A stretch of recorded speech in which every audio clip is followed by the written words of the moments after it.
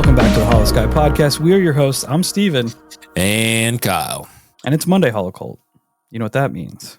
We're back to kickstart your work week. Get this thing rocking and rolling.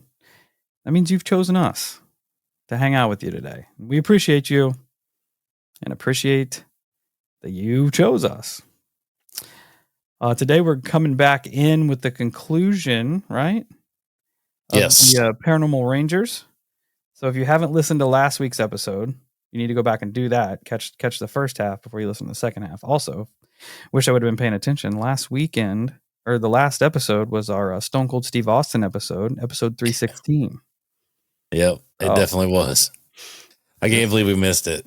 I know. I saw when I was looking at it on Apple, I was like, 316, son of a bitch. Yeah. So go back and listen to the Austin episode, which is Paranormal Rangers Part 1. If you're new here, we like to do a little housekeeping up front, so you're going to want to fast forward about 6 minutes ahead to get to the show if you don't want to listen to us talk. If you aren't new here, hey, welcome back. You know how this goes. We got to get through some business, so check us out at all our social medias, Facebook, Instagram, YouTube, Twitter, TikTok, Discord, Reddit. Search up the Holosky podcast. We'll be there. Come be part of the community. Join the cult. It's a good time all around. It's really just a fun time. If you have a paranormal experience that you would like to share on a future episode of our Thursdays listener experience show, like to get it out there and listen to us chit chat about it, Kyle's got some information for you. I do. It's easy. It's always in the show notes. You can also write it out in an email, then email it to us, which is holoskypodcast@gmail.com. We'll get it, file it, and air it. Then fame and fortune will fall upon you. We also have a little thing on the website too that you can write it out in there and hit submit, and it'll come right to our email. Whichever way you want to do it, it's up to you. The ball's in your court. Yeah, essentially it's your show. Make it your own. It's fine. If you'd like to support the show, there's plenty of ways to do it. We have a Patreon set up. You can go over there, find it at our link tree. I think it's in the show notes. For $7 a month, you get a bunch of extra episodes. There's over 50 over there. You get all our regular episodes dropped early, ad-free. There is our AI metal country band, Casket Breath. You get Casket Breath tracks over there. Early merch kind of drops. If we put anything new, it always goes to Patreon first. They get like first dibs. Sometimes we put coupons and stuff out there. There's a lot of things over there. You can also go to holoskypodcast.com, check out our merch store. T-shirts, hats, beanies, stickers, all kinds of stuff over there you can check out. Best thing you can do, easiest thing you can do, spread the show, word of mouth. It's free. It's easy. If you're listening now, go over to the YouTube, subscribe, hit the notification. Just all these things are free that you can do to help support the show. And we appreciate everybody who takes the time to do that. You can also go to wherever you listen to podcasts, your podcatcher, if you will, and leave a 5-star rating and review. If I find it, I will gladly shout you out, and you can be the review of the week, which is a prestigious thing to like a prestigious honor to be the review of the week. Just putting that out there. Today's review, 5-star rating and review of the week, comes to us from our friend, Evan Dudebro. I hope that's his real last name. Classic. God, I hope it's his last name. Dude Bro says, you guys rock, 5 stars. Love listening to the show. Evan G from Cryptids and Cold Ones. Evan, Dude Bro, thanks so much for leaving us a 5-star rating and review. Appreciate you. And I really do hope that that's your last name. Also, everybody, yeah, it is. You're going to be Evan Dude Bro forever now. Everybody hop on over to Cryptids and Cold Ones. Check them out. Show them some love. Show them some support. Because, I mean, clearly he's supporting us. You got to fuck with people that fuck with you, right? That's right. That's how it goes. On that note, now you get to hear a little word from our sponsors.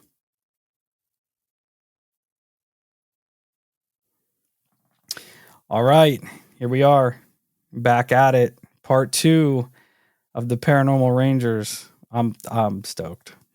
It's good, man. It's good. There's going to be a little controversial bit at the end. Oh. Be interesting. Oh. It'll be interesting. I just got to remember and not get carried away to bring it up. So that was also a footnote for me to remember. All right. I didn't write it down, but I've been chewing on it all day. And so I'm like, I'm gonna get Steve's opinion. I want to get other people's opinions because I've kind of equated some analogies to it and shit like that. But go ahead. If we get to the end of the show and I don't feel like there's any controversy, I'll try to remind you. Yeah. Like, bring the drama. Right. So it's pretty like the last 50% of this book is full of some heaters, man. I didn't write them all down because I really want people to go buy the book because it's a really good book. But the last episode we ended with a Bigfoot encounter. Even though it was more of an all-out effort to catch him, didn't actually catch the Bigfoot. But Stanley says that the Bigfoot was one of the most common calls that they had on the reservation. Even though they tried to keep things quiet about what they were doing and how they were operating, as you can imagine, the word just spread quickly throughout the reservation. It had like a grassroots thing where everybody low-key knew that if they had some weird shit going on, they could call these two and they would at least come out and try to investigate their claims. But we're going to pick back up again with another Bigfoot story. It's not quite as elaborate as the other one, but it's scary nevertheless. So Stanley goes out and he meets with an older woman who, claims she'd witnessed Bigfoot. Like the other stories, it happened at night and this woman had a bunch of dogs outside. The outside dogs out of nowhere just start kind of losing their shit. They start freaking out, which then triggers the inside dogs to start losing their shit. So she's like, what in the fuck is going on out here? She gets up, she opens the door. And as soon as she opens the door, she's like, there's a tall, hairy man that smelled like a wet dog, but only worse, standing right on the other side of the door. At this point, the big dogs have just shut up. They're done. The little dogs, though, you know how them little dogs are. Just yipping. They are going 100 miles an hour. So she, not only in fear for herself, but the possibility of the little dogs getting out, shuts the door, locks it. And the odd and scary thing was that at some point, she's like, okay, I'm going to peek out the window and see if this thing's still there. So she goes over to the window, she parts the blinds, and she's like, I shit you not, on the other side of this window, this thing's standing right there, staring right back at me. No, thank you. That's where I'm at, dude. That'd scare the shit out of me. Oh yeah. It's wild to me, like that the particular Bigfoot on this reservation that they're dealing with are so open, like are so not afraid of humans. Yeah. Them coming up on the porches and looking through the windows. Like it's not a very common behavior that you hear from Bigfoot encounters, right? They're usually trying to stay away from people, hide from people. These are like very curious, almost interested in humans. It is weird. It is weird that they're a little more forward. Yeah, maybe they've just gotten acclimated to the people, and I don't know. You almost think that they're curious at a certain point, coming and checking stuff out. That's kind of what I was thinking. Like, especially being up on the porch, rooting around, like in the last episode where I was rooting with the door handle and stuff. Yeah. Like, very, very curiosity based. Yeah. So, Stanley does the interview with her, and then he meets up with his partner, John. They start going around the area looking for evidence. Sure as shit, they find the same style of footprints, roughly about 16 inches, clear definitions of toes and a heel. But the strange thing about it was that it's also in this caleche clay. I don't know if I'm saying that right, but it's in this clay that when it like dries or whatever, it's really, really hard. Like they describe it almost like cement. And he's like, a full-grown man isn't even close to having the weight to leave indents in this clay. However, they found footprints in the clay which he's like, that would take a mass amount of weight to leave these type of indents in this clay. Thick boy. Yeah. And even crazier than that, so they start following the foot tracks.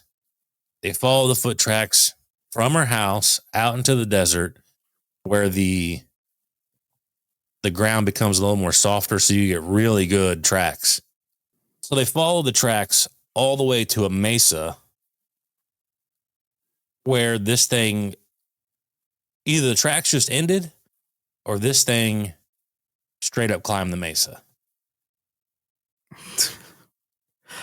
God, I almost wish that they could have got up there to see if the tracks continued up on top of the mesa, because that would have been interesting. But also, like, you hear that too in a lot of Bigfoot lore, that sometimes the tracks just stop. Yep. Things just, almost dematerialize in the middle of nowhere. They just cease to be. Right. And I know Stanley and John assumed that it climbed the mesa because they even made comments about how guys like you and me would need climbing gear to do this. And like you hear that a lot in Sasquatch encounters in mountainous regions. Like these things are built for that life, right? That's how they exist. And that's probably where they spend a lot of time, in places where humans can't get. That's why a lot of people don't see them. So it makes sense. I don't feel like it'd be any different in the desert. Like they're locked in on that terrain. Yeah, exactly. So that night, Stanley is like, all right, I'm going to do a couple night investigation. I'm going to bust out the night vision, the thermal, all that stuff. He sits out there for a few nights trying to catch a glimpse of this thing. Never does. However, he says that he did catch its scent, which to me says that thing's out there lurking. Even though he can't see it on the thermal and the night vision, it's out there. And the dogs never went off that night either. So I don't know if maybe they caught the scent of it and they're just like, yeah, you know what? We're just going to not dealing with it. Yeah, we're going to hang out over here. It is interesting, like the night vision thing, because there's been a couple episodes on Expedition Bigfoot where the hosts can actually, she's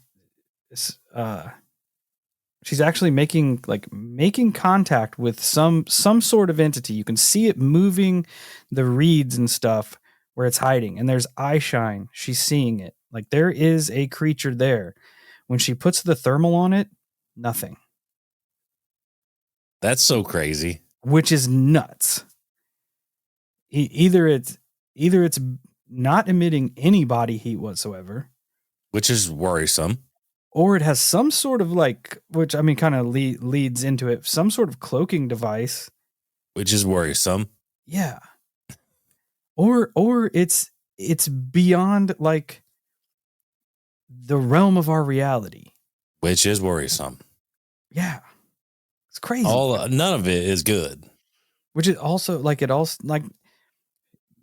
the Bigfoot was somewhere where like he wasn't actively thermaling night vision, right? Like it could be hidden and you could still smell it, but when those things kind of start lining up and correlating with other experiences, like there might be something to that.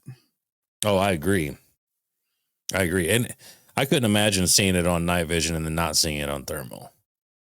Oh, or seeing it with your naked eye, like making eye shine contact. Like, I'm going to check to see like what size this thing is, and there's nothing there. Yeah. No. Pulling it down, watching it move the vegetation, move the foliage around, putting it back up, nothing there. No, I'm good. It's like the ghost of a Bigfoot. Yeah. This is way worse than I expected. Yeah.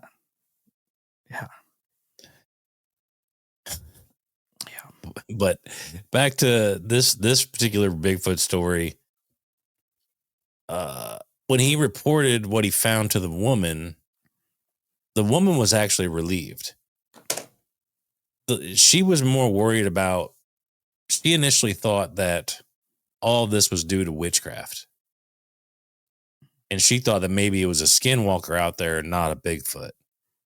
So when he told her it was a Bigfoot, in the end, she's like, all right, cool. I'm straight. Like, I'm good. I'm happy. Thank you so much for coming out and checking this out. I appreciate you. Now I'm squared away that I know this doesn't have anything to do with witchcraft. Even though the Bigfoot did come back and visit her from time to time, he was okay with it because she's like, it once again, not witchcraft. So she's like, whatever. I'm just going to let you do your thing. I'm going to do my thing. We're going to be kosher. And that's how it played out for her. She never bothered it. It never bothered her. It just kind of came around and did its thing, and away it would go. Like a mutual curiosity. Yep. Of one another. Which thinking of it being a skinwalker, like is kind of a strange thought when you think about like the lore behind how a skinwalker works, right? Essentially, it's a witch, for lack of a better term, and I know I'll probably catch flack for that, but somebody that kind of dabbles in negative energy. We'll put it that way. Yeah. Right? And they use the cloak of the animal that they're going to turn into, right? Mm-hmm. Think if someone got a Bigfoot hide. That sucks. And was using that to in their skinwalker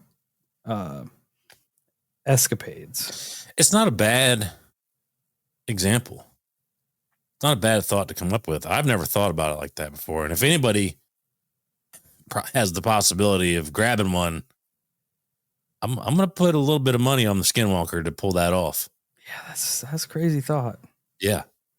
Not good. Not good. And what's amazing though, as I'm reading through this book, Stanley's words kind of echo in my mind because, you know, as I'm sitting here reading this, it kind of reminds me of our journey. He goes through a couple of cases where he's actually able to debunk some of the things, but then he begins to elaborate on the larger picture of the unknown. He's like, you know, making connections and having this sense rise inside him. He talks about how because of this venture into the unknown, he starts to change as a person. He starts to understand, and it's weird. It's because it's the same kind of, I know it's inside you all along, but it's like something in the paranormal kind of draws it out because it's like he has this deeper connection to whatever it is. He's like, you know, I start to understand that we don't have to have homeless people, our children being hurt. We could eliminate all disease and poverty and all live exceptionally well lives. And he says this quote it's kind of a powerful. He says on a quote, "The very existence of Bigfoot and UFOs gives me hope and makes me dream, not only of the possibilities of their worlds, but also the possibility of my own." And I'm like, that kind of hits, you know, because like I've always talked about how we're you know, people in the paranormal world are kind of like modern day explorers, and it really does. It like connects you with this almost like imagination part of your brain comes back on. Yep. You know what I mean? And it's weird that almost everybody, I know there's still some psychopaths out there, but a lot of people do come to this crossroad of like, for lack of better words, I'll use spiritual, where they do start to have, I don't know, it's like an understanding or a compassion or a connection to everything, you know? Yeah, and I think that's a lot of the reason I've been drawn to it my entire life. Like just the curiosity of it. The aspect of the unknown really like sinks into my brain. Like the fact that there are things out there that we don't know. There are things out there very tangible that like me and you could go out and essentially encounter, see, experience that are unknown. They're not Yeah. logged in any history books. They're not like, and just the whole aspect of that, like there is like a childhood curiosity about it. Like, Yeah. Oh yeah. It just plants eggs in your brain. It's weird, dude. It's weird, you know, and in regards to Stanley here in this statement and the overall feelings, in some people, I wrote down some questions of like, why do you think that is? Do you think that by walking these roads, and I'm sure it's kind of like a buffet for people, because I write down, is it an eye opener to things like God and the possibilities of hell and punishment, or is it deeper? Is it like an ancient connection, a connection that our humanity has long forgotten, but is seemingly starting to surface again? Because more and more you see the expansion of paranormal in modern day. Paranormal is starting to, in my opinion, tick up and become more of a broader brush than what it has been in the past. Yeah. I think it's a lot less taboo than it has been, especially now that you've got like the government talking about UFOs and like releasing all these like Black Vault files about paranormal things. Like it's becoming more of a reality than it was 10 years ago, 20 years ago, 30 years ago. And I think there's some comfort in that bring people out. Like I did have this experience, this happened to me. Whereas 20 years ago, a lot of people were worried about ridicule, which there still is a big stigma around it, but I think it's lessening. Yeah. And I just think maybe it is a connection to something deeper. Like it almost like we're not alone. Yeah. I'm with you there. Because I feel like as a human, there's a lot of that goes on in our psyche. Like we're kind of top of the food chain, we're the smartest animal on the planet, yada, yada, yada. Like we are the apex creature, but these things like cryptids, like a Sasquatch, like aliens and things of that nature, even as far as ghosts, the idea of ghosts is a very human thing, because they're like, the way we consider them is that they are past humans, right? Right. And it almost connects us to something that we're like not supposed to connect to, and I think that's very eye-opening to a lot of people. I don't know if that answered the question. I kind of went off on a tangent. Kind of. I think it kind of does, because I too fall in that camp of maybe some of us are connecting to what maybe our ancestors once connected to, because we know people of the past, like the natives, like your African tribes and stuff, they were deep. Even Europeans and stuff, they were a lot deeper in their belief systems than kind of what modern day people are. Like I feel like at a certain point we bridged a gap that severed that connection to everything. And maybe because it does make sense, that the paranormal would draw people back to that connection, kind of reignite that flame, so to speak. Because, like we've talked about it before, and you used to have like water gods and tree spirits, and there was everything, like everything was everything, and now that's not a thing anymore. But maybe once you cross so deep into the paranormal, it kind of starts to open that door a little bit more. Yeah, almost like there was a precipice of technology.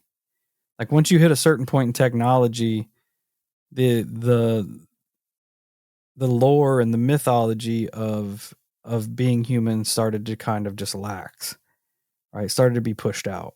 I can see that. And maybe we've hit another point in technology to where a lot of people are just like, you know what, this is not how we're supposed to do this. Right. We need to go back and start reassessing how we think and how we process things, and I like that, how things really are. And maybe we're at that point. A lot of times I feel like the lockdown was a real big reset for a lot of people. I agree. Right? Because a lot of people were left to their own devices. And after about 3 days of just looking at your phone, you're like, this fucking sucks. I absolutely agree. Let's go outside. Let's do something. And I think a lot of people are coming to the crossroads you and me have, where we say it all the time. We just said it earlier, how this ain't it. Like, this ain't how we're supposed to be living our life. Oh, I mean, look at the UFO sightings, the upticks during the lockdown, because people were sick of looking at screens, so they went outside and they looked at the stars, and what do you know? They started seeing UFOs. Like, right. I feel like technology, especially the last probably 20 years, has really just tunnel visioned humanity as a whole. Oh yeah. Like that's our only connection to other people, essentially, which is crazy. It's crazy. I agree.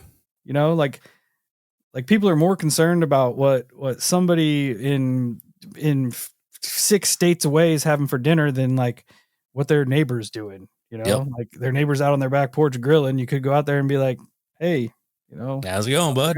No, I gotta see what dessert fucking Kim Kardashian posted on the goddamn internet. Yep. It is a disconnect, and I think it was by design. Oh, without question. Without question. I'm just all tangents today. I love it. But that was a good segue, because from there we're gonna get into some favorites. I know everybody loves alien chatter, and let me tell you, I hate aliens. Let me tell you, these do not disappoint. I hope they fight them. Get there. Okay. So it's interesting because the way that the Navajos view aliens is far different than we view aliens. They mostly, not all of them, most of them view them like they are linked to ancient deities. They believe that these aliens come here to help with things like averting war and to keep us going down this positive path. Even more interesting than that is that they believe having an experience with a UFO or aliens is a deeply spiritual experience.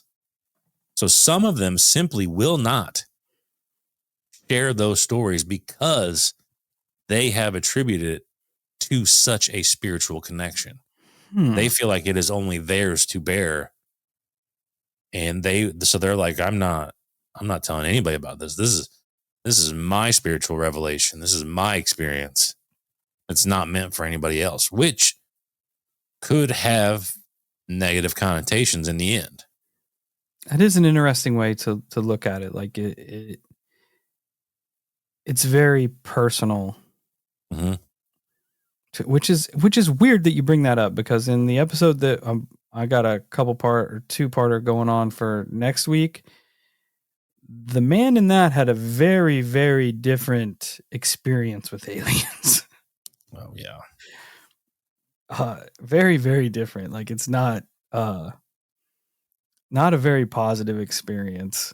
Well, and that's the thing. Like, I don't think most people have positive experiences with aliens. I almost want to read a quote from it because it's so completely the opposite from like that viewpoint, right? Mm-hmm. I'm going to go ahead and do it. It's how I'm going to start part 2. But so if you hear it again in the future, this is where it's coming from. So the particular person says this about about his alien abduction. Being abducted by aliens is akin to getting your arm caught in a piece of farming equipment. You may get loose, but you'll surely lose something in the process. Kind of how Stanley describes his encounter, because our Paranormal Ranger does indeed have an encounter with aliens. Okay, let's roll. Yeah. So here we go. I do like that. Like I do like the personalness of it, the way that they consider like I was chosen for this, right? And they take a positive, which I mean the encounters might be super positive. I don't know. Some of them might be. Some of them very well could be. I just don't trust the two encounters that we have here that we're getting ready to talk about involve grays, and I don't know anybody that has a good experience with grays. Oh, I would punch a gray. That's what I'm saying. Fuck them. I would punch a grave. Since the beginning, since Stardust, we've been fighting graves. Fucking skip it, son. Skip it. Stardust, fighting graves, suplexing graves, power bombing them. Let's get it. Because they are up to no good. They're just Always. little soldier bees out there, just little being dickheads is what they're That's being. what I'm saying, dude. They're fucking terrible. But 2009 to 2010, and we're going back there. The Paranormal Rangers drive out to meet up with this older guy, right? He called in and said he had a UFO experience, also with the beings that piloted the UFO. So the boys in this story kind of luck out because this call was made on a Saturday. They were able to get out there on Monday. So a pretty quick turnaround, fresh encounter. And this is what the old man told him. One night, I was home alone. Around midnight, I was getting tired and was about ready to go to bed. As he was doing this, he noticed that there were lights outside. So he's thinking, maybe the wife or the kids are coming home. I'm going to get up and I'm going to go see who's outside. Instead of seeing a car, he sees this spherical object about 25 feet in diameter. He said it was glowing a bright yellow orange with beams of light strobing and flashing. And real quick, I want to point out that I've seen something that matches that description. Also, why do you think some of these crafts have strobing lights on them? Do you think it's like a communication, almost like the possibility of a stress relieving aspect to it, like a hypnosis or a blocker? Or are they actively mimicking like our flight systems to semi blend in? I've thought about this a lot, right? Because if they're able to travel light years to get here, like if they have universal travel, you would think that they would be able to disguise themselves, right? You would think so. Because at first I thought maybe the strobing lights is trying to blend in with like our air traffic. Yeah. But you would think that like they would be technologically advanced enough to where they wouldn't need to do that. That would one would assume. That would be my thought process. The hypnosis thing though is weird. Is weird to me because it didn't really like. I've considered it before, but I hadn't thought about it until you said it. But I've come across cases where that exact thing has happened. I remember reading a case where the person was sleeping in their car, right? I don't know their exact circumstances. They were just sleeping in their car. And they said they just in the middle of the night, they woke up and as they looked out, they saw what they thought was a star. Well, it started moving closer. Then the lights started to strobe. And they were talking about whatever this essentially a craft was. As it was getting closer, it was strobing in a very particular pattern. And they said they remembered getting real tired. And then they woke up like 10 hours later in the front seat of their car holding, like they were laying in the back, sleeping. They woke up 10 hours later, front seat of their car, just white knuckle gripping their steering wheel. So that might have something to do with it, especially when you have those missing time. Like there is a very hypnosis element to a lot of alien abductions. Yeah. I don't know. I was just kind of in the moment, and I was like, man, maybe because I know there's therapies and stuff that use lights like have effect on the human brain. There's even warnings about it for people with like epilepsy and shit. Yeah, because if they can travel light years, they don't need landing gear. They don't need to like have lights and shit on their landing gear. Yeah, I mean they probably have lights inside the craft so they can see. Maybe they don't even need that. I don't know. But like these beams of light and stuff, especially with the strobe, I don't know. Unless it has to do with the energy source power in their craft, maybe. I don't know. Great question. Maybe. Anyways, this object floats around his house and then floats away at a pretty slow, steady speed to about a quarter mile away. The old man notices lights on the ground, and the way he describes it is almost like spotlights. After that is done, it begins to float back towards his house. On its way back, one of the old man's dogs runs out toward this object. As it gets there, it gets underneath the object where these lights are, and it yelps in pain. With this happening, the old man is like, shit, fuck this. So he goes back inside, locks the doors and what have you. And he said he moves around and starts looking out the window. And he's mostly looking to see if the dog is going to return. He doesn't see that. He does notice that there are 4 beings walking towards his house. No. And he said each of them are holding like little flashlights in their hand. But the weird thing about these flashlights is they're not how we view them. And he said that each of these beings were about 3 foot tall. They had gray skin. Their heads are oversized. They either had very large black eyes or were wearing some type of goggles. They walked around his yard almost like they were looking for something, like they had lost something. And he goes back to the flashlights. He's like, these things weren't like our flashlights. Like our flashlights, the light diffuses at the end of it, you know. He said these ones remained about an inch in diameter and they were solid like a laser beam. Even more puzzling is that each of the beings had a different color light. Red, blue, green, and yellow. That is weird. Weird, right? I've never heard anything like that. Yeah. And then he started to notice how, which is even creepier, how there was no noise. Because there had been a wildfire in the area, right? And there was debris and shit all over the ground. And he's like, I could not hear them stepping on anything. They were completely silent as they were moving around.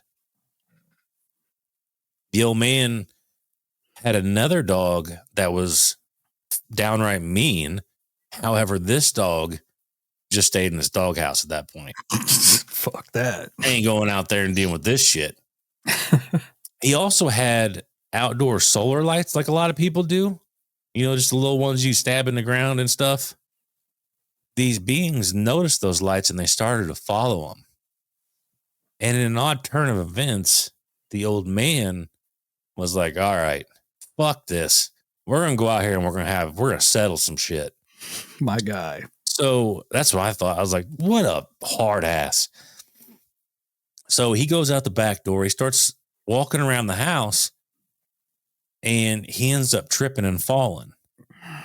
And he's like, well, at 80 years old, as you can imagine, takes me a minute to recover from something like that.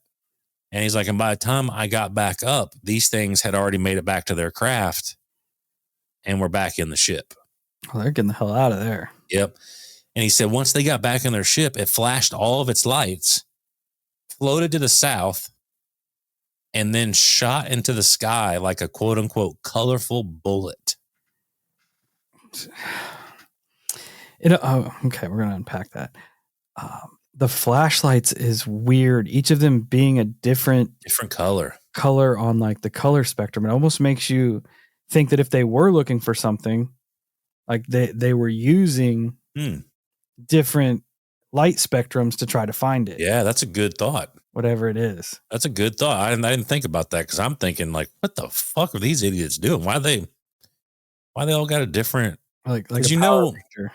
like yeah, someone like you and me could use colored lights for say like a location based scenario. Like, yeah.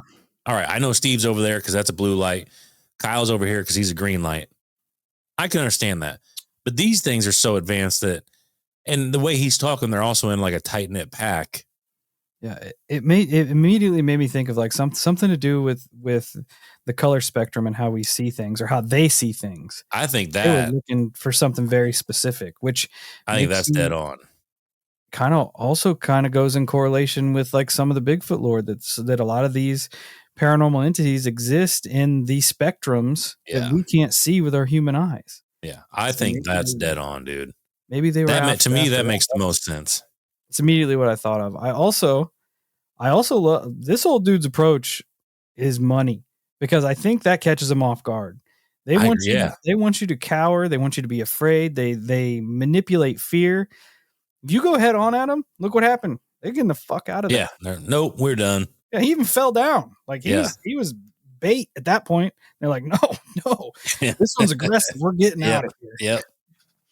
Yeah, I feel that, but I do like that about the lights. But so John and Stanley, they go and do their thing, right? They start investigating, and believe it or not, they fucking find footprints.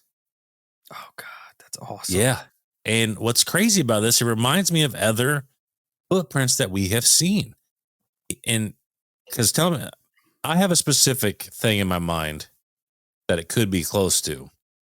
But he notes a small print like a jackrabbit's foot, but it has this unique circular impression in the center of the track. Neither of them had seen anything like this before, but it almost reminds me of some of the tracks that we've seen where it's almost like a this, and then it has a circular dot right here. You remember seeing shit like that? Was that from Hellier? There was one from Hellier, and there's been a couple other cases where you and me have studied that have seen similar tracks like that. Someone sent us one. I think so. It was like the wet footprint. I feel like it was probably a little bit bigger than that. But you remember that? Someone sent had stepped in the wet grass and stepped on the concrete. I remember that now. Yeah. Yep. So, creepy. Dude, it's terrifying. So the dudes, John and Stanley, they reach out to, believe it or not, they reach out to MUFON. So MUFON sends some investigators out ASAP. They also reach out to Bigelow Airspace, who sends out people. Fucking Bigelow. Both, like I said, both of them immediately send people out. A week after all of this, because MUFON did what they could, there's not a lot they can do. Bigelow's dudes, Stanley said they looked like they were all in like BDUs and shit, like tactical stuff. He's like, they remind you of like the MIB style individuals. They were very quiet. They didn't share any of their information. They did a job. They left. MUFON was good though. MUFON worked with them pretty well. But a week after all of this, the dog that had ran towards the beings and got hit by the light, it ends up dying. I knew it. Furthermore, the man's sister, who lived about a quarter mile away, also had a litter of puppies go missing. They went and investigated around. There was nothing that would suggest that they were stolen by people or taken by predators. They just straight up vanished. That's weird. Weird, right? Huh. Outside of that, though, on their investigation, Stanley and John ended up not seeing anything. But they did create a pretty strong connection with the family, and they're still in touch with them. The family over the years still sees crafts. They still see lights. They even catch glimpses of little beings wandering around out there. Do they have pet dogs? They're walking them on leashes. I don't know. Yeah, that's weird that they contacted Bigelow. Like, yeah, it's wild that not him. Him personally and his whole corporation have their fingers in all that shit, man. Mm-hmm. That'll forever be one of the pinnacles of our journey. Is that you reached out and he responded to Bigelow, or his people did, Airspace, and they responded. Yeah, I even showed you the email. I still have the email. That's crazy. Yeah. For those, God, we do need to do an egress. I think so. Because that the fact that they even gave enough of a shit Yeah. Essentially, that could have just went in a spam folder somewhere, 100%. But I in no way, shape, or form expected a response. The fact that they didn't want to be connected with it, it's weird. It's weird. It's fucking weird. It's weird, dude. So, go ahead. No, I'm just like, what is this life? It is weird. So, for Stanley, things end up changing for him later on in life. 2014 rolls around. He's hanging out at home, getting ready for bed. He falls asleep. And in the middle of the night, he wakes up for some reason. He said it felt like being thrown into the deep end of a very cold swimming pool. Like when he woke up, he was instantly awake, right? And he was blinking against harsh light. And he's like, I don't remember. I know I turned the lights off. Like, I remember turning the lights off. He's like, what the fuck is going on? So he tries reaching over to his nightstand to grab his remote for his lights, right? And he's like, oh, my arm wouldn't move. So he tries again. Nothing happens. He tries his feet, his legs, his head, his hands, fingers. Nothing at this point is willing to move for him. So naturally, as anyone, panic starts to take over. You're scared, right? You have no idea why this is happening. But I would say that arguably he probably thinks something's medically wrong with him at this point. Because nothing's wanting to work. Yeah. He said it was even stranger because this is what makes it even scarier, is that as he's laying there trying to move all these limbs on his body and they're not responding, but he can feel his muscles torquing. Like he can feel them activating like they should be moving his arms, but it's not doing anything. That is like the best description of sleep paralysis that you could put out there. Because your mind is trying to get your body to work, and it's like activating your muscles, but nothing is happening. So you can feel your muscles contract and want. Yeah, that's the worst part. Terrifying. Because you're putting so much effort in, like you are strenuously trying to do anything, like move your big toe, like do something, snap yourself out of it, and it just it is weird. It's like you're just encased in clay, like you can't fucking move. That's crazy. And then you have the onset of like that primal fear, like something is there. Yeah. You don't know what it is. Yeah. That's the only way I can describe it. Like I can't see anything. I don't see any like Hatmen or old hags or any of that's equated to sleep paralysis. But I am so terrified that something is in the vicinity that I'm in, that it is like primal fear. Like something I can imagine in my brain that I am in danger. I can imagine. Sucks. You're like, you got to be able to move to either run or fight. I believe it. It would scare me. Description, like the way that you're trying, like you can feel yourself like fighting it. Like, come on.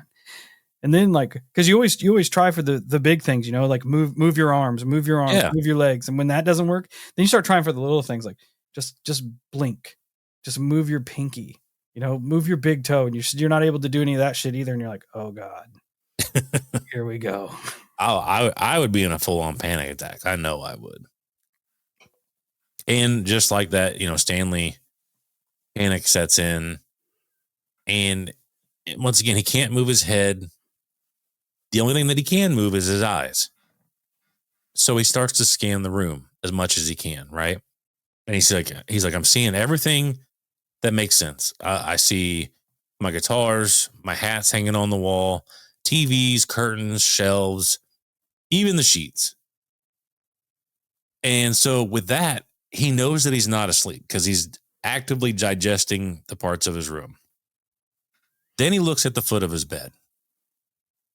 And there stands a figure in front of his closet. And instantly, fight or flight kicks in. And he chooses fight. Because he's like, as a law enforcement officer, I know that when home invasions happen, you have to be instant in initiation with an attacker like this. This is life and death. I have to initiate combat as quick as possible. However, his body doesn't respond. So both him and this being sit there and stare at each other. So he does the next best thing, and I applaud the fuck out of him for this. He starts to memorize every detail of this thing. He said the skin was a dull gray, same color as sculpting clay. Its head was larger than a human head. He's like, I would equate it to the size of a soccer ball because it wasn't quite like basketball size. Classic large, shiny, wet-looking eyes. He notes how the eyes almost appear as goggles because they were reflecting the blue light in the room, which is terrifying. He didn't notice any ears, nose, or mouth. It did have a small protruding chin. It had extremely bony shoulders and arms. He said the chest at its largest was 12 inches wide. He said its overall height was probably about 4 foot. And something I hadn't heard before, but he says that this thing either hadn't bathed in a while or it had a natural stink to it, like nothing he smelt before. He equated it to like being around an oil field with rotting carcasses in it. Oh, what? Like it had this petroleum smell to it, but also of like death. He's like, it was so intense. I thought I was going to throw up. I have not heard that. Me either. That's weird. Yeah. He said it felt like forever that they sat there and stared at each other. And he's like, the alien didn't move at all. And then he starts to notice I can't hear anything. My room is completely silent. I can't. He's like, it was almost like having earplugs in because he lived close enough to where you could hear the trains off in the distance, trucks going, down the highway and shit. You couldn't hear nothing. He's like, all I could hear was me breathing heavily and my heartbeat. And at this point, it kind of all sets in on him and he starts to hyperventilate because he's like, all right, this is it. Like, I'm going to fucking die. This is the end of the road. In that moment, instantly, everything lets go. He said he was fighting so hard to get off the bed that once that paralysis state let go, he damn near like jetted off, like just bounced off the bed because his whole body was tensed, ready to pounce. So he instantly launches off the bed. He's like, I stand up, I throw the dukes up. He's like, because I'm ready to fight. I'm ready to bust this fucking thing. And he's like, it was gone. So he's like, where did it go? He gets in his safe, grabs the handgun, starts searching the room, closet, under the bed, everywhere. Dude even goes through his whole house. And he's dragging furniture out of places, trying to find anywhere this thing could have hid. Just turning the house inside out. Goes around, checks all the doors and windows. Everything's sealed tight.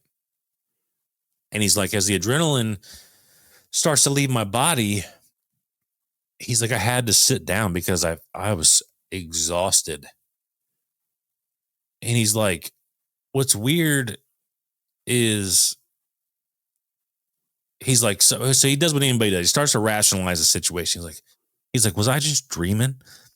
But he's like, no, because I still have the taste of that smell in my fucking mouth. So dude goes back to his room and he starts to realize that like everything has been violated. His safe space has now been breached. And how you were describing it earlier, Steve, he described it as like almost being like carjacked. Like he's like, you could just be going broad daylight, everything's gravy, and then all of a sudden somebody sticks a gun to your face and you don't know what to do. Like you're so thrown for a loop because you're supposed to be safe, like in your car and driving up the street, you know? That's exactly it. You're Yeah, not safe. exactly. And I was just thinking that like since I haven't ever like essentially in my sleep paralysis seen an entity outside of like the one time when all this shit was going on between all of us, but just thinking about him being there in that state and then seeing that standing at the closet and knowing like that thing's in control right now. Yep. That thing can do whatever it wants to me and I can't do anything about it because I'm paralyzed. Yep. I also love that he is like, he immediately goes into detective mode, right? Same. He starts memorizing everything he can about this entity. Just boom, boom, boom, Dude, boom, like boom, I said, hats off, man. Yeah. Immediate detective mode. Same way with him clearing his house. Like he's looking for evidence. He's looking for this guy. Also, the smell really got my brain going. The fact that it smells mechanical and it also smells biological kind of ties you back to the idea that these things are manufactured. Yeah, it does. With biological matter over mechanical matter. Specifically the grays. Yeah. Oh, yeah. Yeah, definitely the grays. That's weird. Now I need to it is weird. Smell them. I don't want to smell one. Oh, me either. But I footnoted it because I'm like, if we ever fucking smell that smell, I'm fighting. Same. I don't want to smell one. Somebody's getting their cheeks clapped. I ain't trying to smell oily decomp. No. Ugh. No. But so he gets back to his room and he checks everything again. Then he realizes something. Out of everything in the environment, everything was as it should be. Slightly messed up because of the way he searched the house. However, he noticed one thing that wasn't quite right. He said my shirt fell off. It felt like it was choking me. And so he looks down and he finds that his shirt was actually inside out and on backwards. He looks down further. My pajama bottoms are inside out and on backwards. Nope. Terrifying. He then checks the room again, and from memory, he starts to mark the height of this thing, and he measured it out at 4'2". Another thing he noticed was that even though he was used to getting up early, he noticed how exhausted he was, almost like he had never slept at all. And he's like, in the end, if it feels like the being didn't mean me any harm or ill will, almost like none of this was supposed to happen. Like me waking up wasn't supposed to happen. And he also points out something Steve and I, we talk about, not just us, but in this community, because he wonders why it didn't try to communicate with him. He's like, no gestures, no words, no nothing.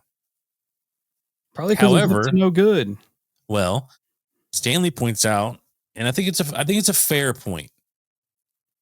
He had to wonder, though, was the gut feeling I had actually its form of communication? Because he felt it in his gut that it meant him no harm. And him waking up wasn't supposed to happen. He wasn't supposed to have any memory of this encounter at all. So, almost in a weird way, that could be plausible, because now, given Stanley does have now a background in the paranormal, but it's bizarre that someone right after this encounter instantly rationalizes with, I don't think it meant me any harm. I mean, I was obviously completely naked in the situation, but I wasn't even supposed to wake up for this. Yeah, I wasn't supposed to have any memory. Extraterrestrial gaslighting, essentially. I kind of feel that too. You're not going to remember this. This didn't happen to you. This didn't happen to you. which makes me, if they intend on you not waking up, they're doing shitty stuff to you. Yeah. Whether they want you to remember it and want it to be a negative effect on you, or they're trying to block it out so it's not that, they're doing stuff they shouldn't be doing. Yeah, because they know it'll be traumatizing. Exactly. And it also makes me like, you hear so often, so many times, that people who have abduction experiences come back and their clothes are wrong. Their clothes are messed up. Yep. These beings traveled light years. They used technology that we can't even fathom, but they can't figure out how to put the clothes back on the right way. I feel like that is like a little memento from them to kind of I hope not. To keep the fear rolling. I hope it's not that sinister, because that's sinister. Yeah, I think, like, how else would you just describe it? Because I would hope that their ignorance of it, of like human procedure, doesn't matter to them. But you do have a valid point. I'm not gonna say that it's not a valid point. So often, like in the episode we're gonna start tomorrow. The abductee laced his boots up tight and slept in them because he felt like something was wrong in the area. When he went to bed, he had his boots. He said, I tied them as tight as I could. When he woke up, his boots were unlaced. That's fucking terrifying. And I feel like they just terrifying. I feel like they do it just a little memento, like something happened you don't remember, just to keep that fear ingrained, because I feel like they feed off that shit. Yeah, nobody will ever convince me that aliens are good. I'm pretty much with you ever, but for reasons like this, like he even states, I don't think he meant me any harm. Oh, he did. Yeah, I think that was definitely them, like almost like a screen memory being put in there. Like I do think it was a form of communication, whatever you want to call it. But the crazy thing with this, though, and just like everybody else, including myself. So as he's sitting there exhausted, thinking about the form of communication and how it meant him no harm, all of this stuff, thinking about everything. All of a sudden, his eyes get heavy. He passes out, and next thing he knows, it's 9 a.m. and the sun's shining through the curtains. Now, you and me have done a lot of alien talking, a lot of alien research. I will for sure right now say this is a fucking trope. This is a part of the alien thing. Yep. Without question. 100%. Like it's exactly what happens in what I'm going to cover next week. Yeah. It happens so much. And I feel like and it could just be me, I don't listen to everybody, but I feel like not that many people point this out. No, make it missing time. You know what I'm saying? Like, missing time is a huge thing in abduction cases. And I don't feel like that is a part of like their analysis of it. It's so funny that that's a point you bring up, because in the case we're going to go into next week, he points it out. Unnatural fatigue, like unnatural tiredness. As they're encountering the UFO, right? Like they've watched it traverse the sky, and they are watching it directly above them. They can see the lights, they can see everything. They can see this thing dropping down. The dude's counterpart, his buddy he's camping with, just in the middle of nowhere, as this thing is lowering, says, "Show's over, let's go to bed." Go get in their tent. Fucking just go to sleep. I mean, to be fair, Steve, how's that any different than me seeing mine and being like, it's probably a bonfire. Let's go to bed. Give me goosebumps thinking about it. Like it's almost like they dive in and they click that button. Like, all right, it's time. Yep. Lay down. Yep. Just quiet down. Yep. That sucks. It does suck. I'm never going to sleep again. Anytime I get tired, it's going to be aliens in my brain. Like, oh shit, I've been up 30 hours. I'm tired. And like, no, I'm going to get abducted. Yep, it's aliens. But that sucks. That's gross. And just like with most people in regards to these cases, he doesn't tell anybody about this encounter for a long time. Another reason why he didn't share his story was pretty simple: the stigma that comes with it and the feeling of being violated and weak in that moment. because he couldn't do anything. His brain almost equated it to weakness. However, as I'm reading it, and as I'm sure everybody listening, we all realize, like, there's nothing you could have done, big dog. Like, there's nothing to be ashamed of. But it's funny how those thoughts also happen with every experiencer. All right, so let me see here. I'll do a quick mention real quick because I'm trying to leave out some of the stories, and we should be coming to an end, but I'll try to get through this as quick as I can. There's one story that kind of covers skinwalkers a little bit. It was this encounter that he was being told where this guy who is a non-native living in Navajo land because he married a Navajo woman. And this was a white dude. He's out there on his land, and this dog comes up to him, old raggedy bastard. And he's like, the dog looks like it has rabies, right? So he goes inside and he tells his wife about it. And he's like, hey, I'm gonna put this dog down. So naturally, you would think that you would grab a firearm to do this.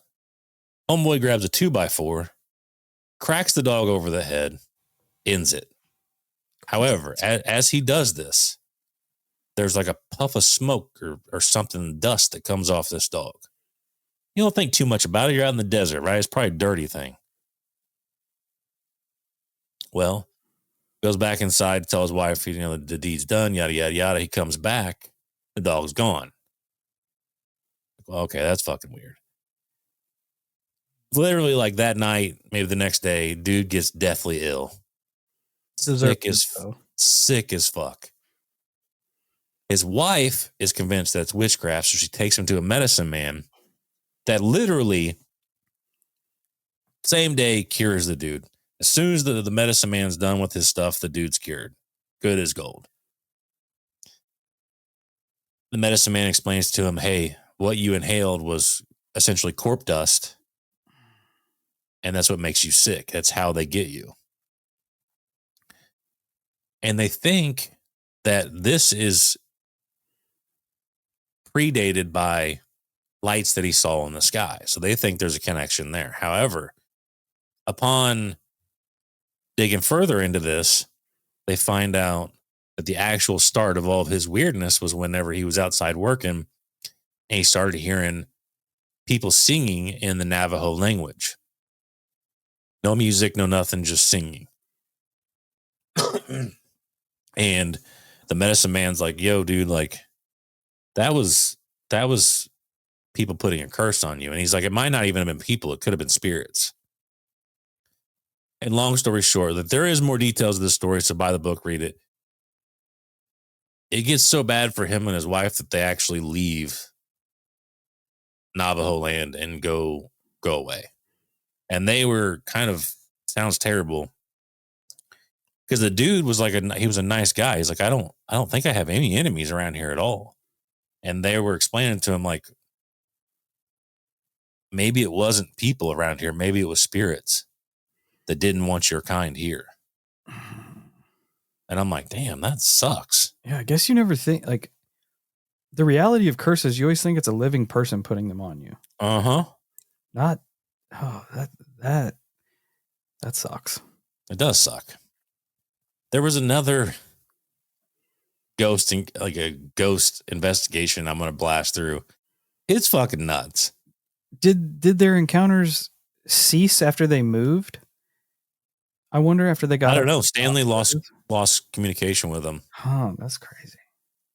They said it kept up long enough for them to leave.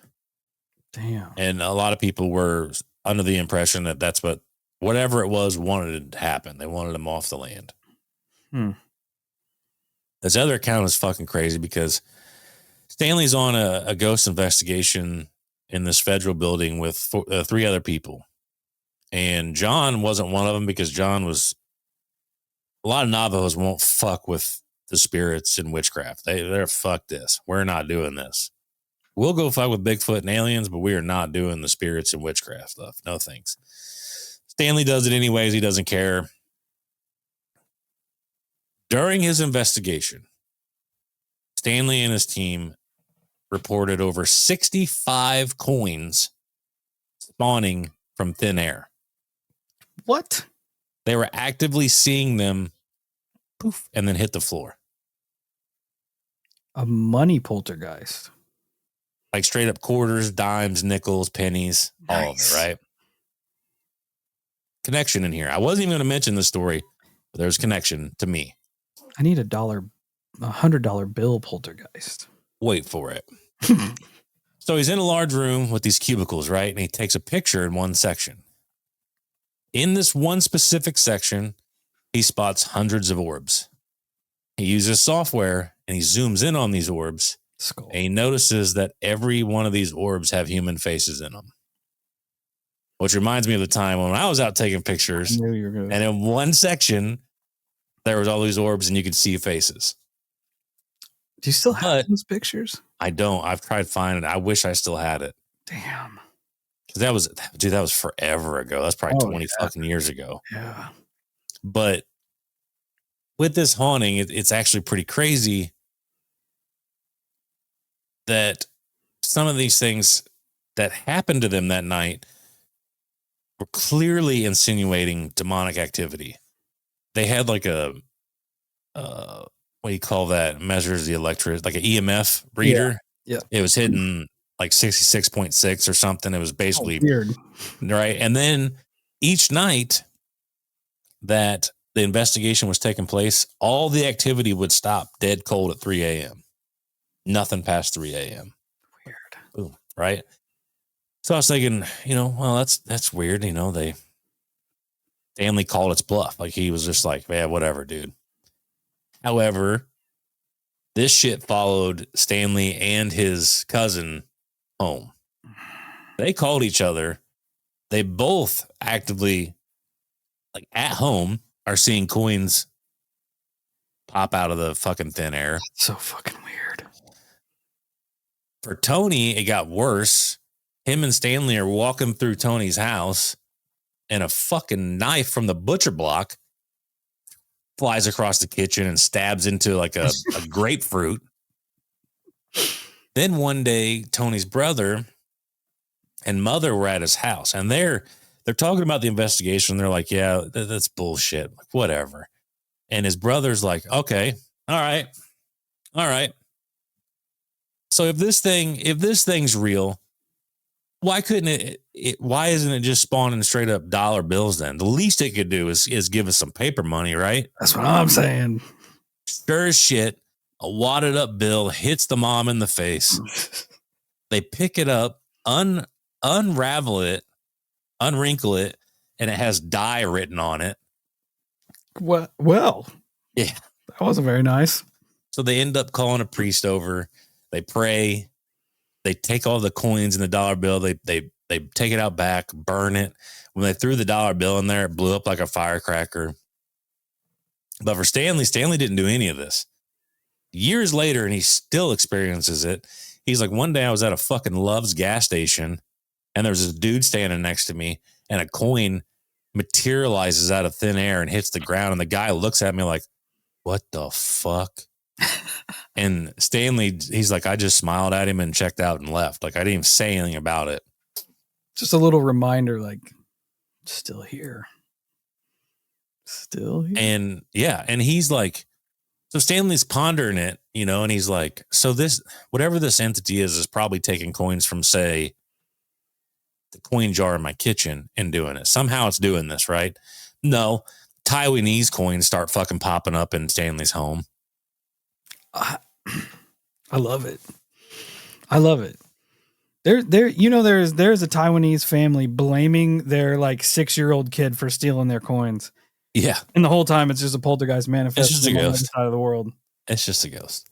That's so I love that the more he questions it, the more that it just proves itself. Like, yeah, it's like, fuck that. Watch this. Yep.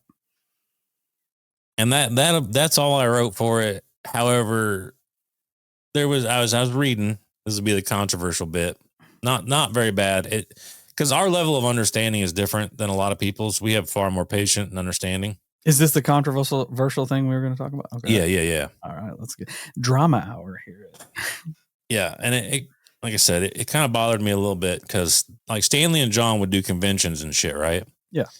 And they would have people come up to them, obviously looking for help because these guys are investigators, they're well known, so on and so forth. They started asking Stanley and John about smudging. Should we smudge? And Stanley would straight up look at non-native people and say, not for you. You should research what your ancestors did and do that. Don't do smudging.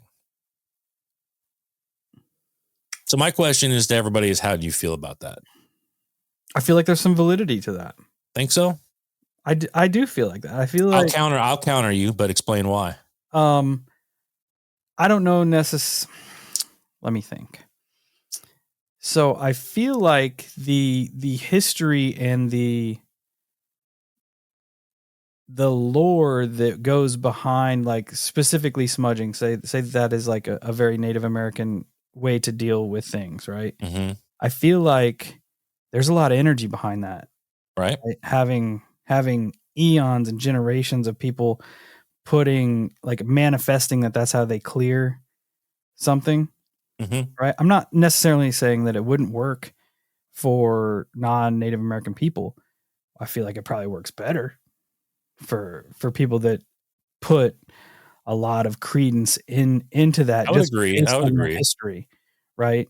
And the way he took it, like, hey, maybe look into the way that your ancestors did it, because probably more so like not, hey, don't use our ways, but more like you're probably going to have more success if you use holy water or use holy oil or can't say holy water, right? Oh, no, in regards to other people, yeah, you can. Never mind. Yeah. Like, I misconstrued that. Like if you're of European descent or you're of a staunch Catholic descent, like maybe holy water would work better than smudging. Also, my counter. Do you like picture that day we were at the convention and we're talking to Julie?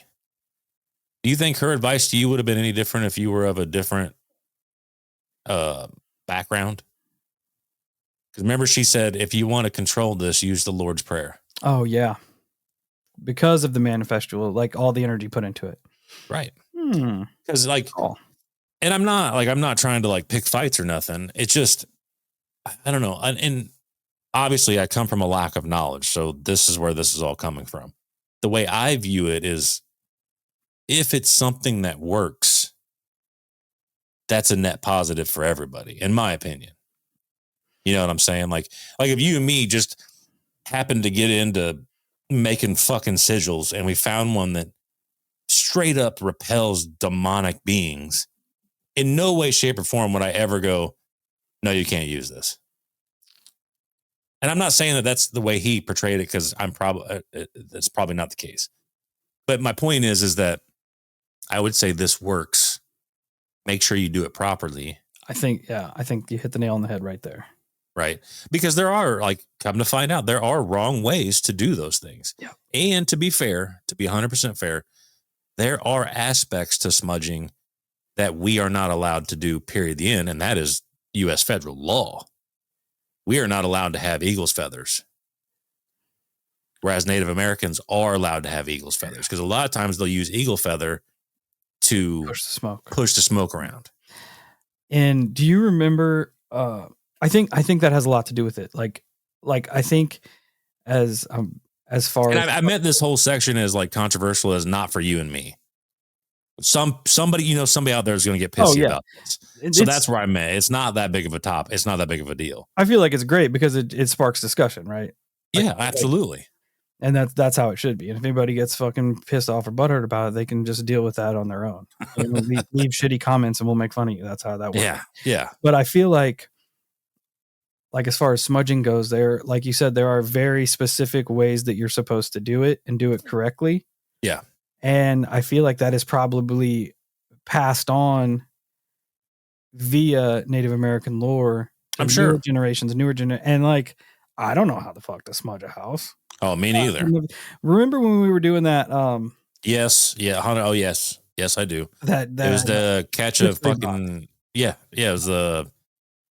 it was catch a killer, but it wasn't catch the killer, I don't think. Yeah, It was like the paranormal version of that. exactly. And they sent us a Smudge. sage bundle to smudge the house either before or after, and it had very specific directions, like start at the center of the house, work your way out, Yep. and all this shit. Like if I were to, if I had weird shit going on here and I'm gonna like, first thing I'm gonna do is smudge the house, I would just burn that bitch and walk around. Probably just trap that absolutely. son of a bitch in here. Well, come to find out, I have heard, don't know if it's true or not. I would love somebody to clarify this for us, but I have heard that if you do it wrong, it can be more of an attractant than an expeller. So there is that too. So that makes more sense if somebody is like, hey, you don't know what you're doing. Yeah. Don't do this, because if you fuck it up, bad things can happen. So I get that. You can't really fuck up the Lord's Prayer. You just say it. Yeah. And that, and you're straight. And you just like that. I feel like it's an easy like catch all. You just print it out, put it on, you ain't got to deal with it. Right. Like if it's something that can make it worse, he was probably on good standing saying, maybe you should look into some other stuff that you're familiar with before you do this. Yeah. Probably more. Yeah, and arguably so. Like, I know you and you know me, and we have a high respect for everybody's belief systems, right? Whether that be the natives or the African tribes or old Europeans or whatever the fuck is out there, right? Your beliefs are, in our opinion, they're awesome. They're valid. And I think that you and me view the world through the lenses that we have. And I view it from a lens of, if I have means to help you in your distress, I will give you those means gladly. I, in no way, I'm going to use a word here, and I'm not meaning it in a negative context, but I am no way going to gatekeep my knowledge from you, if that makes sense. Yeah. Yeah. Right. Like, I want to help you. Yeah, that's what I like. Especially if you have the means to do so. And that's my take on it. His interaction may have been differently if he could like go to their house and show them how to do it, as opposed to just sending them off like, smudge that some bitch. Like, and arguably he knows far more about that process than you and me ever will. Yeah. And like you said, there is that deep connection that maybe that's what it all is all about, is having that connection to your roots, and rightfully so. I don't know that though. I don't have that connection that they have. So I'm just trying to understand the mentality behind that. And if another kind of like a PSA for people who do ask them questions and get those types of answers, maybe we can, by you and me talking about this, maybe we level it out where somebody doesn't like take serious offense to it. Like, yeah. And like, I'm curious to hear people chime in. Like what are your thoughts on it? Like him saying, maybe lean toward things that are more like in your culture, because like, if you think about it, those practices have survived in those cultures for centuries for a reason, because they work. Mm-hmm. Right. So like, does that, it's weird because like smudging is the center of is the topic, right? Because as we said, if you do it wrong, you can make it worse, which changes the whole like aspect of the interaction. If that's true, then yeah, I would probably say don't do it. Yeah. I definitely understand that. I think that's how it feels in my head. More so, I don't think anything he said was malicious at all. I don't believe that at all. I think he's a very genuinely sweet man. I'll stand on that hill.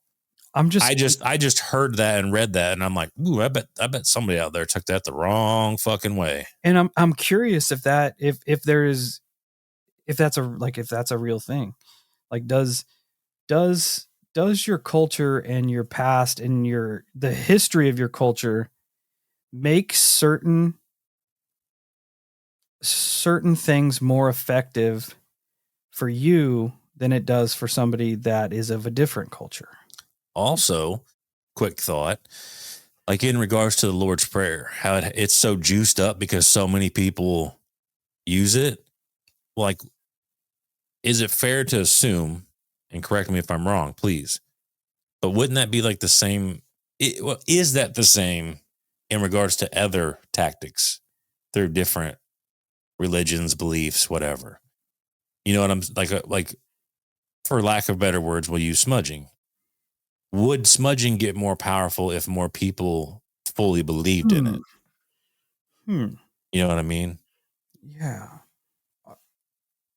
And like, I don't know anything about religions anyway, but like, is there an equal like Muslim prayer that you could put under there that would have the same effect? Yeah. Or like some sort of a Buddhist thing, or that has the same protection effect.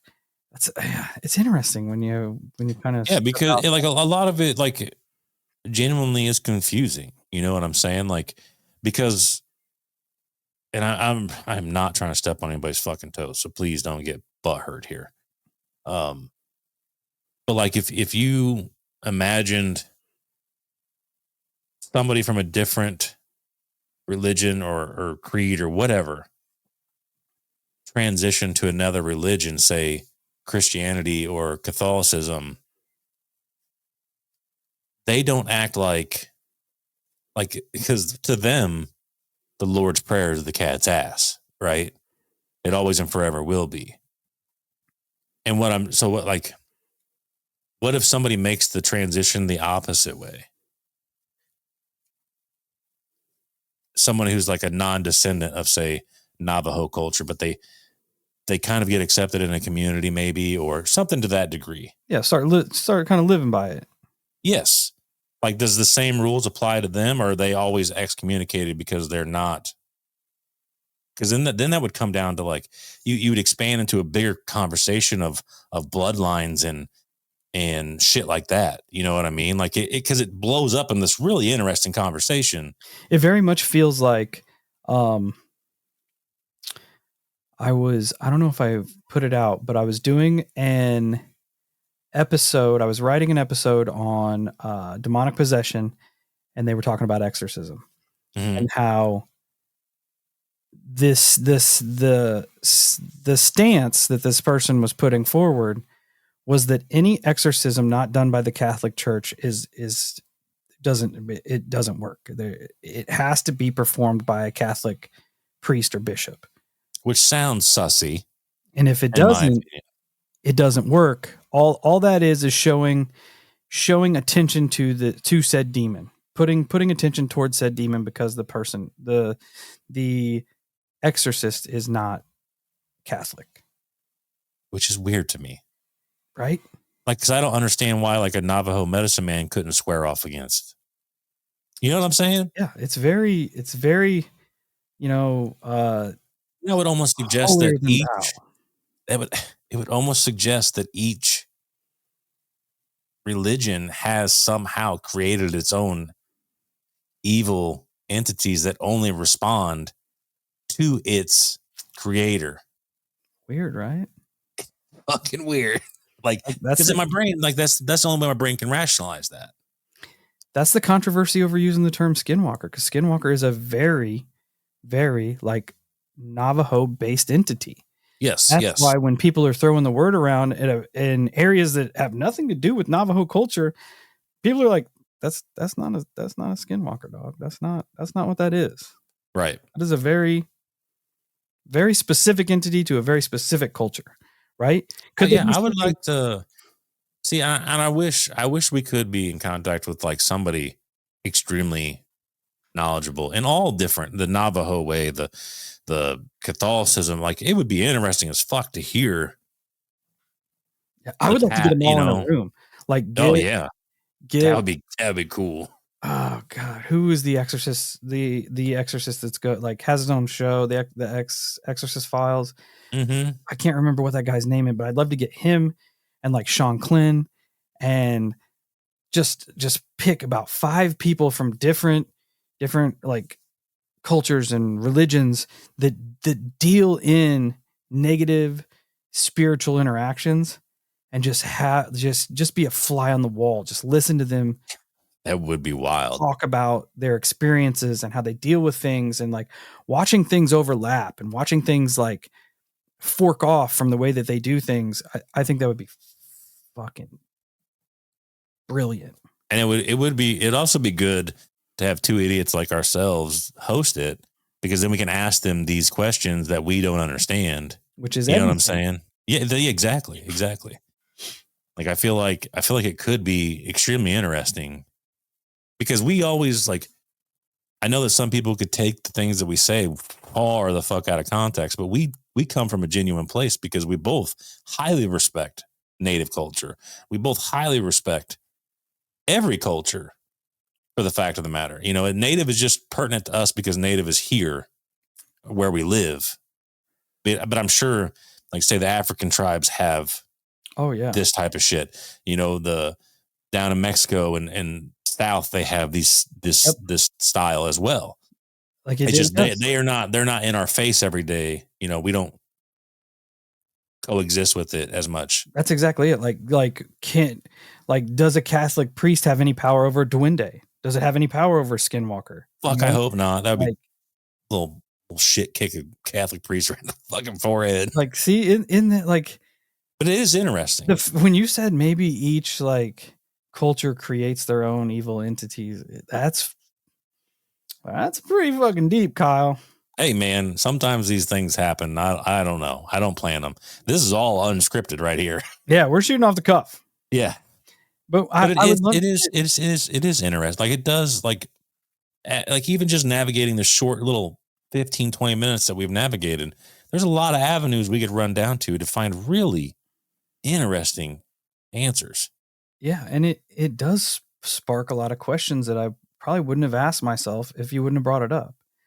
Like, are there means and methods that are very specific to specific cultures that they work better than not? Yeah. Or is it universal? Because you always hear, like, we've always operated under intent. So my question, here's a perfect one. My wife's mother, heavy Indian in the blood. Would her dream catcher not work for me? I heard that you have to make your own. I could see that, but I could also see it being equally as important if someone had made it for you. But my question is because I asked that question because those things are actively sold.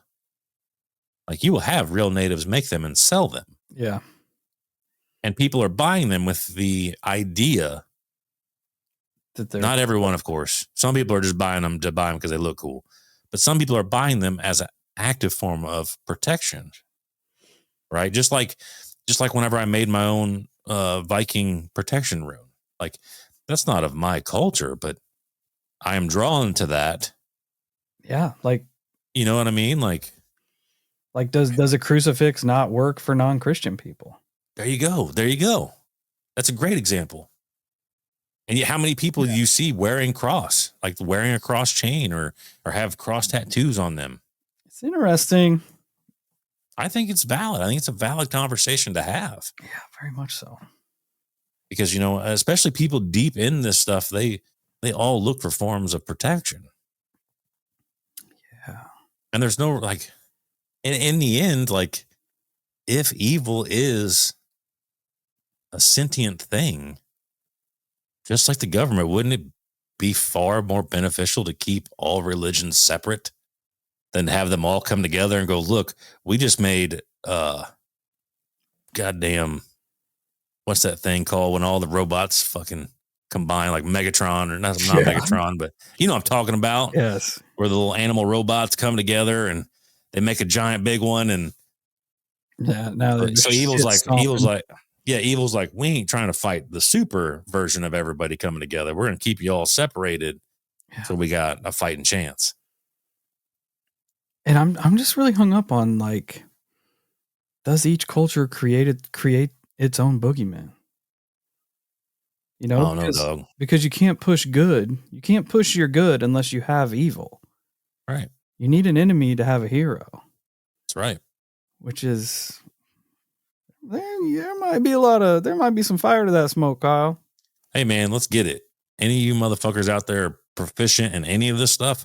Maybe we can have a big meeting of the minds episode where we all sit down and hash this shit out. Yeah, because it would be cool to have like discussion, debate, like kind of how I was like, all right, now I'll rebuttal you here. What about this? I think that would be cool. I think it would be fucking awesome. Hey man, it would be cool. It'd be a good time. Because like, if people get pissed off at like the way we talked about, me and Kyle don't know shit, right? These are just our ideas coming at the same point that we're talking about it.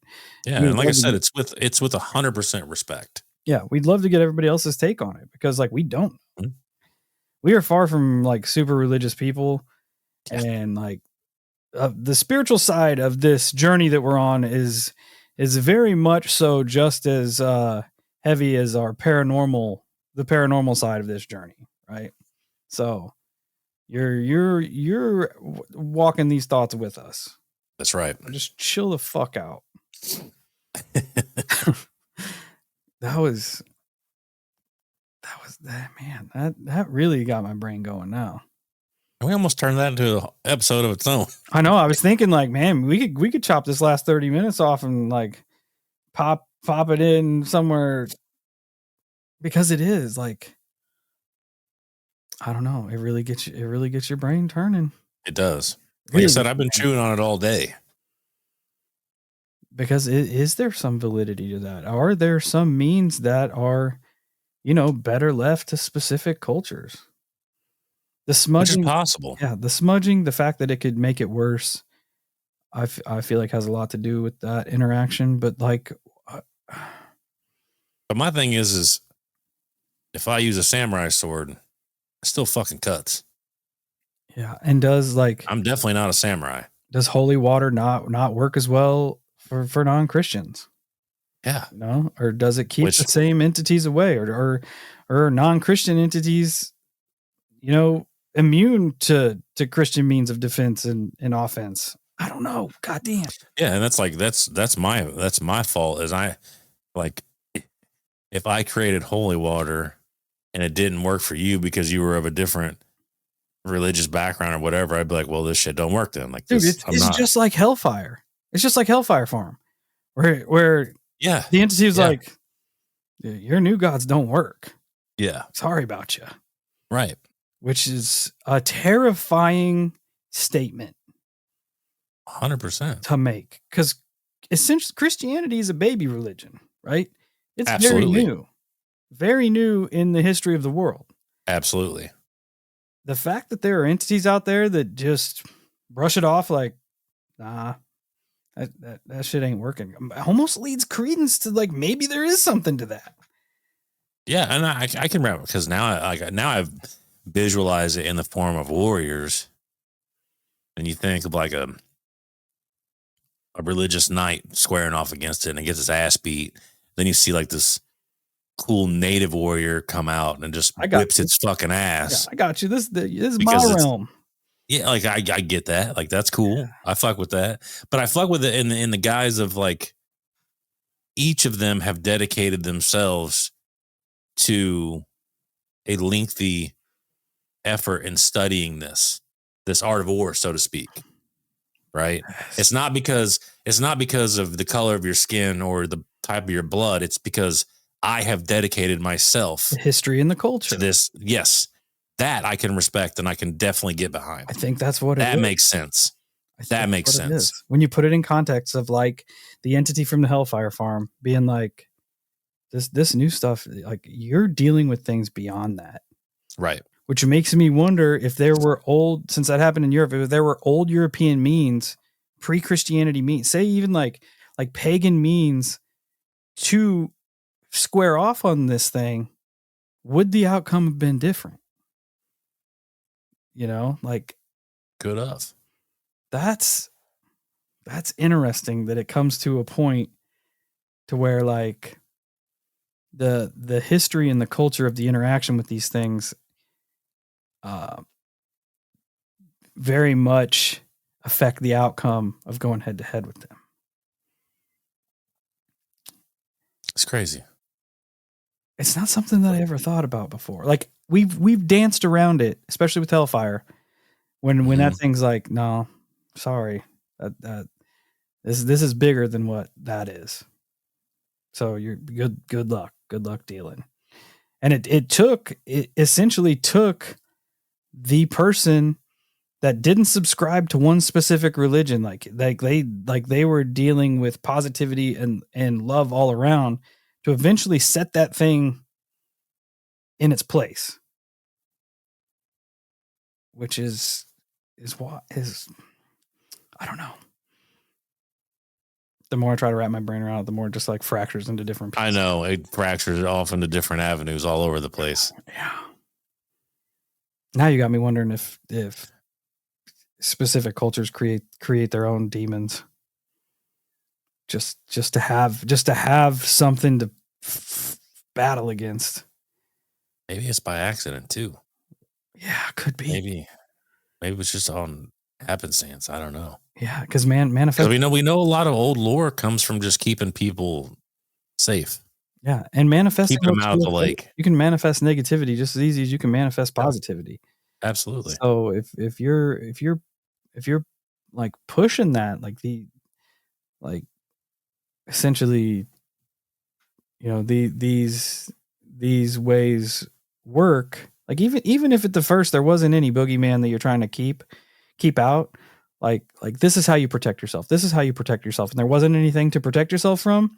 Eventually, needing protection it feels like it could spawn something you're going to need protection from. Right. Which sucks. Yeah. I don't feel like I articulated that very well, but in my brain it makes sense. That's all that matters. Just crawl in here and make sense. That's all that matters. Man, that was a 2 hour. It'll be a good talking point show. Yeah, we're interesting. Chime in, leave us some comments, email us. Talk on the YouTube. Let us know what you think, especially about the last 40 minutes here, 35 minutes. We're curious. We're all learning together. That's right. We're learning. Yeah. Happy Monday, Holocult. Thanks for hanging out with us. Thanks for choosing us. We appreciate you greatly. And check us out all our socials. You know the drill. Till we meet again, stay safe, stay weird, and chime in on this last little bit we talked about here. Curious as to everybody's stance.